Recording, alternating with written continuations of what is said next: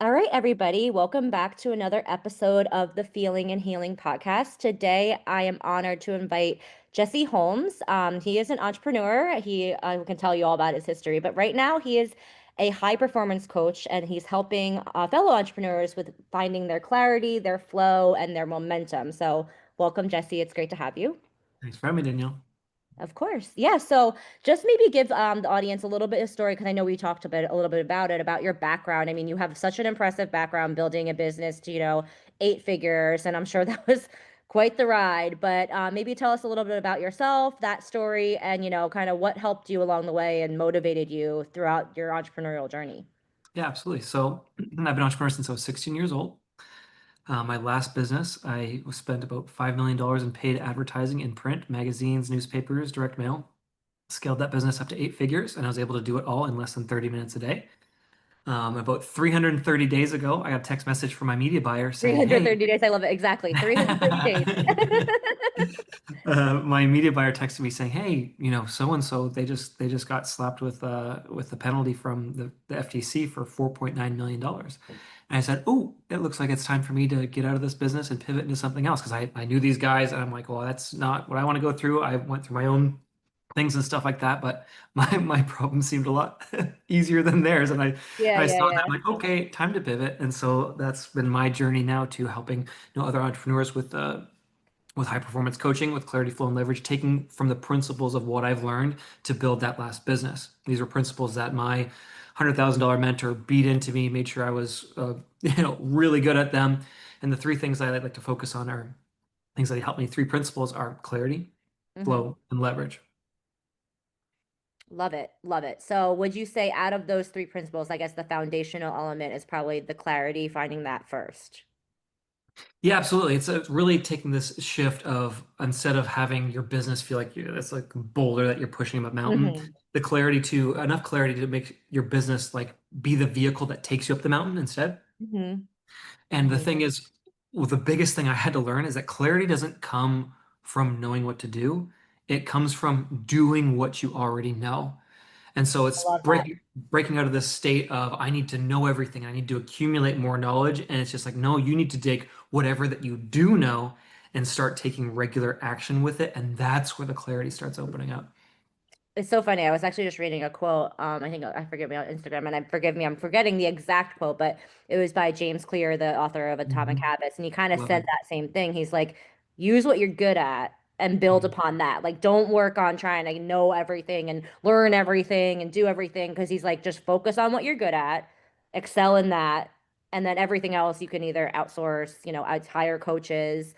And I love that you too. You mentioned us both being coaches. I think it's important. I think we can talk about this, just the importance of having a coach and a mentor in Mhm. just Oh like my business, goodness. especially business. I mean, I know there's a lot of entrepreneurs on the call, my audience, but also people in corporate. And I think, like I just use the metaphor, I guess, of like a sports player, right? Like Mhm. every sports, like, I mean, the team has a coach, like even for baseball, they have special pitching coaches, batting coaches. So if you really want to hone in on your skill, of business or building business or climbing up the corporate ladder or leadership, I think a coach is invaluable. I don't know how you feel about that. I think it's necessary. I don't know of any single high performer, successful person in the entire world that didn't have a coach or a mentor that led them through those pitfalls and helped them shortcut their way to success. Yeah, no, I would wholeheartedly agree. And in my experience, just I'm pretty much a new, I'm not as seasoned entrepreneur as you. I'm only, 2 years in, but especially on this wild ride of entrepreneurship, it's always nice to have that person to bounce your ideas off of. Because I know for me personally, sometimes because you love what you do, you get so tunnel visioned in it, Mhm. and you're like somebody to pull you back and be like, all right, like let's not go down that path, like let's look at the big picture, you know what I mean, That's helps me. But that's could right. you also talk about, I know so you mentioned clarity, what would you define as like flow? Because I know that in the spiritual community that means something, and Mhm. energy, business, it means different. So what would you define as like flow? So for myself, what I consider tapping into a flow state or deep work is the ability to get more done in less time in both your Hmm. business and personal life. It's about not about like force or like effort or trying to like grind into it. It's about focus and your ability to stay focused on the proper things and being able to get into the things that matter the most quickly on a regular basis. Got it. Yeah. So I think this is something that some a person that I believe in energy, that we are all energy and being in that flow state. I think this also too, the magic happens with entrepreneurs, or if you're really passionate about what you do, is when you truly actually like do love what you do. I think when you have that spark, because I know a lot of us, unfortunately, are, I get people have to, need have their bills to pay. They have Mhm. families, they have mouse fees, homes, whatever. But I really encourage my clients to, I sit them down and we go over like what do they want in their life, and what makes their, like, I always say, like, what lights you up, because I feel Mm, like that's like the magic that makes the flow happen. Like it's like mm, find that in order to, like, because otherwise it, as you said, it might feel, I don't know, forgive me if, like, if you experience this, but it might feel a little forced. Absolutely, absolutely. Yeah. And the only way we'll be able to get into that flow and those states is by, trial and error and, and Hmm. being consistent and being willing to pivot if things feel a little bit out of alignment and things like that, and just being able to stay consistent to be able to find your flow and find your momentum. Yeah, and I'll talk about my personal experience. Like I didn't find my, we call it my flow. I think I went through like flow and clarity maybe around, or no, obviously clarity first. Well, my clarity came when I wanted to switch careers, and I was Mm-hmm, like, and I needed to follow my heart, and it was hmm hard. It was not hmm easy. I, had a great career in marketing, was making really good money, pretty much the idea, the version of success that I thought when I was younger. And hmm but I was like, it was soulless, like it was hmm just my heart wasn't in it. And then I was like, I can't do this for the rest of my life. I want to hmm devote my life to, service and what lights me up inside. And that led me to my current career now, and being a potential therapist in the future. So, and that's, I like feel it in my, like, I am in my flow right now. Like I I love feel that. like, when you're in that, you just feel, it's like, it's that, I know it sounds so corny, but it's like, it's like I Hmm feel it like in my bones. Like That's I, right. you know what I mean? It's like, it's not like until you experience it. And I always say, people always are like, oh, you're so driven, or you're so motivated. I'm like, and I feel like snobby for saying this, but I'm like, it's more than that. It's like Yeah. it's like a calling. Mm-hmm. And I never thought I would like, I'm very lucky that I found this, but I guess you're saying too, it's like you work with people to help find that as well. Yeah, and just being able to get into it and stay to it, because there's a lot of ups and downs that life provide us with, and being able to not only find that but stay consistent with it is so important to actually achieve what you want to achieve. Yeah. Yeah, I guess how to, I guess, to tell the audience, I guess, any tips that you have to, as you mentioned, like staying consistent. Because I said, like, life is going to have, my life, I'm sure your life too, has had probably a lot of ups and downs. Mhm. So how do you like stay consistent and sharp and kind of eye always on the prize? Yeah, so this is going to get into my a little bit into my third point Yeah. about leverage, about embracing high leverage habits that hack reality by focusing on those high impact things, those $1,000 an hour tasks instead of just like the getting lost in the weeds. In my opinion, like leverage and being able to stay consistent isn't about like working harder. It's about working higher. It's about working on the Mm, things that really make a difference and really move the needle.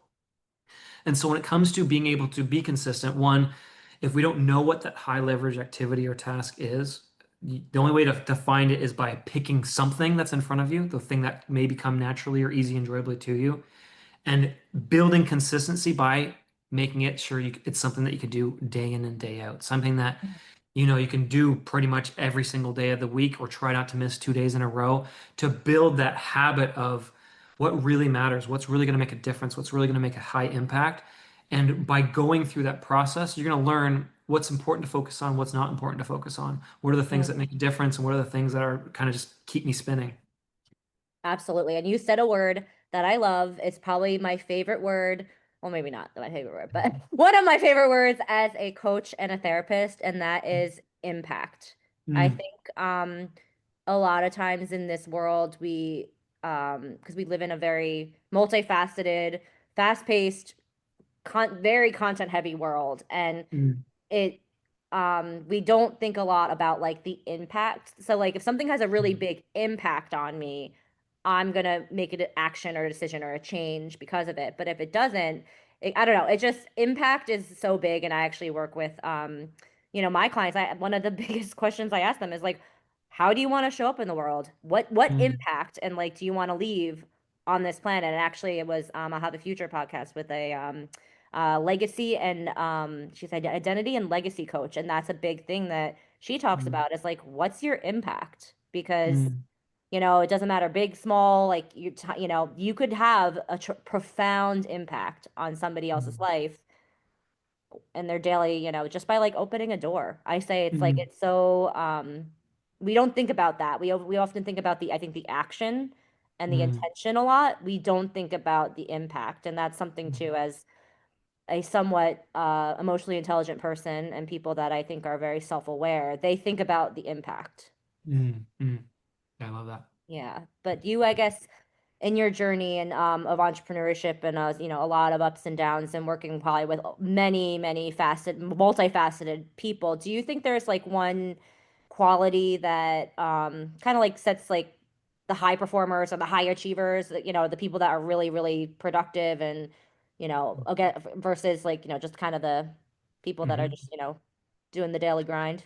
Yeah, absolutely. I was watching an interview with one of my favorite high performance coaches, Brendan Burchard. He was talking about he works with a couple of different billionaires, and he Hmm. said one thing that kept was consistent across all of these billionaires and what they're able to do was their ability to impose themselves into a situation without knowing everything to do. They just know that if I threw myself into the ring, I would fight my way through it and I would figure it out. And he said that quality was like across the board on every high performer was the Really? ability not need to know everything or do anything, but they're just willing to put themselves in it, knowing that they're going to fight their way out and being able to impose themselves into the situation, knowing that they're going to make it through the other side. Oh, so I always just tell myself I was the saying I'd rather beg for forgiveness than ask permission. Like I just like I'm gonna go for it, and then like if I get my wrist slapped, I get my wrist slapped, and if That's I right. don't, cool. That's right. But I think that's a good point, kind of having that laser focus, that determination, and then also to kind of that very agile mindset of like Mm, I might not know what everything, you know what I mean? I think that goes back to what we were talking about, clarity and flow is mm, like you might like it's okay not to know everything and not to have every answer to, gain that momentum, just as we keep saying, focus on things that your skill set, focus on things that you're good at, focus on things mm, that make you feel good. I think that's a mm, mm, huge mhm, for me personally. I don't know mhm, about you, but that's a big piece of it for me because I'm like what you do and how you show up in it should feel good. mhm, mhm, mhm. It Yeah, shouldn't feel like you're resisting it or hesitation or self-doubt like that. That's your body telling you like, mhm, and your nervous system telling you like, nah, like maybe that's mhm, not the way to go. mhm, mhm. Yeah, absolutely. I fully agree. And one important thing is the only way to grow and to build is to build on our strengths. If a lot of people are like, Yes. "Oh, I'm poor in this area, weak in this area," maybe that's not the area that you should be focusing on. Maybe you should be building your strengths first and getting better at that, and then either finding someone else who's qualified that can either meet that need or fit that puzzle piece for yourself in your life and business. Yeah. Yeah. No, and speaking of kind of that and, building on your strengths, because I always see, like, I agree with you wholeheartedly, like, but also too, um, I don't really see I don't know how you feel about this, but I really don't see like weaknesses as really like weak. I hate that we call them like we give Mm, that negative connotation to like mm, weakness. mm, Like it's mm, just mm. an I think personally I just Right. feel like it's another area where you can grow. That's right. That's right. It's not like it's like yeah, you might not be good at it, but like, Right. you can always like, you learn how to I That's also right. too it gives you an opportunity to learn too. I That's think right. And the people that are the most savvy and I found in my corporate career, my coaching career, and my therapy career are the people that like love the people that are just like love to learn. They're the most mm, sharp. They're the most like they might not be the most successful in society's eyes, but in my mm, mind, they're in my eyes they're wildly successful because mm, they're never gonna stop learning. I love that. Yeah, Like absolutely. my supervisor at my internship site for my becoming a therapist, he's like 80. and he is sharp as a tack. Mm, To this day, he says every day I learn something different. I learn something mm, new, and he's a testament to like I'm like mm, he's like 80 years old. He's like, and mm, this guy is like wicked smart. I mean, like mm. he could run circles around me. So, Amazing. but yeah, I guess I thinking of, I'm thinking of people on the or my audience right now, because I know we're talking a lot about like very inspiring, very motivational, like forward thinking, using leverage, using your strengths. But where do you think that people can like, find that balance? Because I also too think that balance is important because of people that I know my audience who are very overachieving, Mm, work hard. It's hard to shut off mm, sometimes. I'm sure mm. you have experienced that too. Yeah, yeah, absolutely. How do you like practice balance in your life and because as an That's entrepreneur? That's such a good point because there is a difference between, in my definition of what a high performer versus an overachiever. So Okay. an overachiever might, sacrifice things that are almost as important to try to get to that goal. Whereas a high performer, they don't sacrifice anything. It's a holistic Oh, growth I love that. process. It's not millions in the bank and broke at home. It's everything around them is building in harmony together because I believe how we do one thing is how we do everything.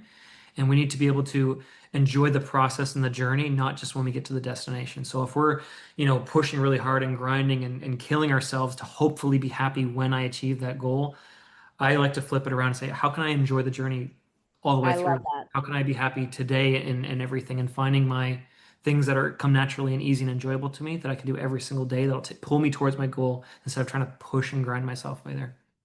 I love that you just kind of differentiated that high achiever versus like overachiever because I think Mhm. that was Mhm. beautiful what you just said. Mhm. I agree, and I it's funny that you say it because I agree with you as well. It's about I mean, as corny as it sounds and cliche, Mhm. but I was just on the call and it was like they call them cliches for a reason because Yeah, right. they deem universally true. Yeah. Um, that that it is about the journey, and I think that one of my favorite positive psychologists, Sean Anker, actually has a really great TED talk about what you just said. Mm. That if you're always trying to search for something to be happy about, like if you like Mm. do your finish line, like it's like, oh, once I get that promotion, or once I buy that house, or once I buy that boat, or once I go on Mm. this vacation, once you get there, something else will always That's be right. out of reach for you, and you'll That's right. always be chasing this happiness. So he said, If you make yourself happy in the moment and try Mhm. while you're trying to get it and make yourself Mm. happy, you'll actually experience more joy, That's right. you That's right. know? I love that. Yeah, I And I fully think 100% agree. yeah, and I think too, I mean, I talk about this too with my clients all the time because I'm a big inner peace girl. Like Mm. I think our society, for me, happiness is a feeling. Mm. Feelings are fleeting. Feelings are Mm. temporary. Mm. Feelings can change on a dime, but something Mm. like peace or Mm. joy or Mm. harmony, as you said, Mm. like Mm. those Mm. things are like deep rooted, foundational. And like while like it might not feel good in the moment, like it might not something might not make you happy in the moment. Like right now, like I could eat a donut. Yeah, make me happy in the Mm. moment. But like for my long-term week of my joy and like maybe feeling healthy, would Mm. it make me feel happy? So I think our society is very like like we've always been taught, I think, and I know you're from Canada, but Mm. in America, I think we maybe share the same value of Mm. like I hope like Mm. individualism and Mm. Mm. happiness. Like everybody, Mm. that's the main. Everybody wants to be happy at Mm. the end That's of the right. day. That's right. But I think instead of I don't know what you or your thoughts are, and think instead of searching for happiness, sometimes I think we should like search for like peace or harmony, as you said, Mm. because Mm. happiness can be taken away like that. That's right. No, I fully agree. Yeah, I agree. Yeah. I don't know. But anyway, this has been a wonderful conversation, Jesse. Thank you so much for coming on the show. I appreciate it. And I don't know if you have a website or a place that or an email or something that you want to share with the audience if they're interested in working with you. I know you have I think believe you have like a free one pager, an ebook. Yeah, I have a free Available. one-page planner. I call it my breakout planner. And you can go to effortlessgrowth.co to download a copy of that. Once you go and put your email address on the thank you page, you'll get invited to join me live on Facebook every single day at 2 p.m. Eastern Standard Time, where I help other high performers and entrepreneurs with their clarity, flow, and leverage. Awesome. Well, thank you so much, Jesse. This was a pleasure having you. And thank you, everybody. And you can find this podcast on my Feeling and Healing YouTube channel, Spotify, and Apple iTunes. Bye for now.